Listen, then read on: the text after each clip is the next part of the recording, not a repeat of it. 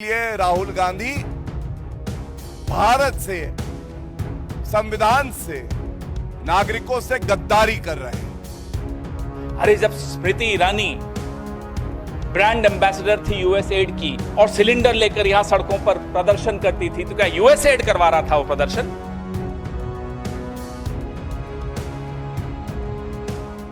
नमस्कार, आप देख रहे हैं डेली 24 भारत। मैं हूं आपके साथ अनीता शर्मा।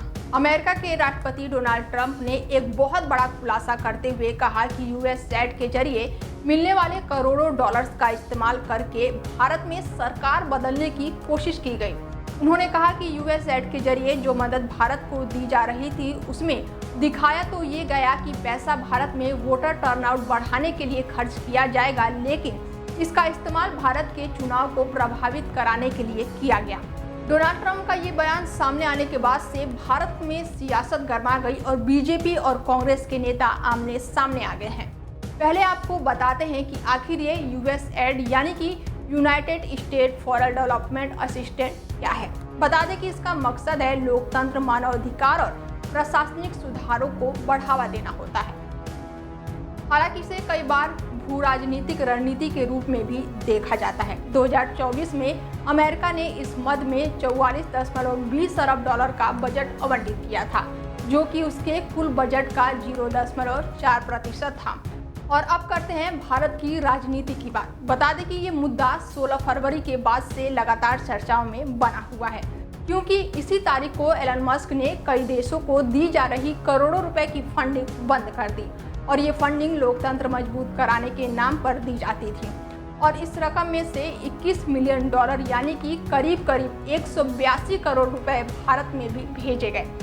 ट्रंप ने इस पर सवाल उठाते हुए पूछा कि वोटर टर्नआउट बढ़ाने के लिए भारत को अमेरिकी मदद की क्या जरूरत। ट्रंप ने बाइडेन एडमिनिस्ट्रेशन को तरफ इशारा करते हुए कहा है कि इस फंडिंग से अमेरिका की सरकार भारत में नरेंद्र मोदी की हुकूमत को बदलना चाहती थी। डोनाल्ड ट्रंप का बयान सामने आने के बाद से भारत में सियासत गर्मा गई, क्योंकि यूएसएड से मिली मदद का इस्तेमाल जिन संस्थाओं के जरिए हुआ है उसमें जॉर्ज सोरोस का कनेक्शन है।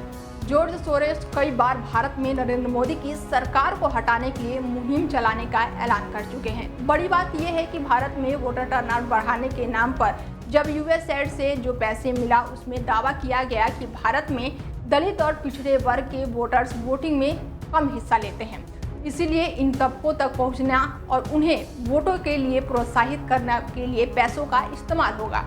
इसे लेकर बीजेपी नेता गौरव भाटिया ने नेता प्रतिपक्ष राहुल गांधी पर निशाना साधा है।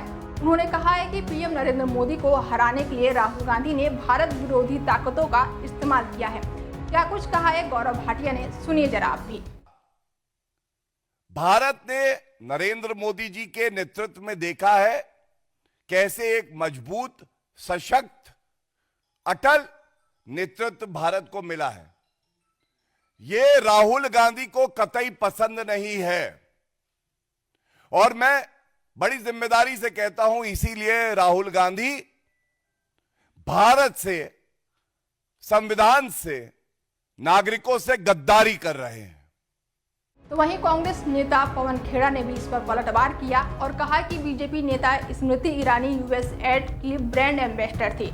स्मृति ईरानी सिलेंडर लेकर सड़कों पर प्रदर्शन करती थी। क्या कुछ कहा है पवन खेड़ा ने, सुनिए जरा आप भी। हम यूएसएड या जो भी ये फॉरेन फंडिंग एजेंसीज हैं, हम उनके खिलाफ नहीं है। देश में कानून है, कानून के तहत फंड्स आते हैं, एनजीओज भी लेते हैं, इनके एनजीओज भी लेते हैं, इंडिया फाउंडेशन भी लेती है, विवेकानंद फाउंडेशन भी लेती है, कौन नहीं लेता। लेकिन सिलेक्टिवली आप बोले कि साहब कांग्रेस की सरकारों ने ले लिया। अरे जब स्मृति ईरानी ब्रांड एम्बेसडर थी यूएसएड की और सिलेंडर लेकर यहां सड़कों पर प्रदर्शन करती थी, तो क्या यूएसएड करवा रहा था वो प्रदर्शन? बताइए। अन्ना हजारे, उनका एक वीडियो मैं भी आपको दिखाता हूं। यहां आंदोलन किया, हमारी सरकार उसके बाद चुनाव हारी, फिर वो अमेरिका में गए, रोड शो किया उन्होंने। फोर्ड फाउंडेशन का पैसा आता था। बता दें कि यूएसएड को लेकर अब देश में बवाल मचना शुरू हो गया है। बीजेपी और कांग्रेस आमने सामने आ गए हैं और अब देखना होगा कि आगे इस पर राजनीति क्या कुछ रंग दिखाती है। फिलहाल इस खास पेशकश में मेरे साथ इतना ही। देश दुनिया की तमाम बड़ी खबरों के लिए देखते रहिए Day 24 भारत। नमस्कार।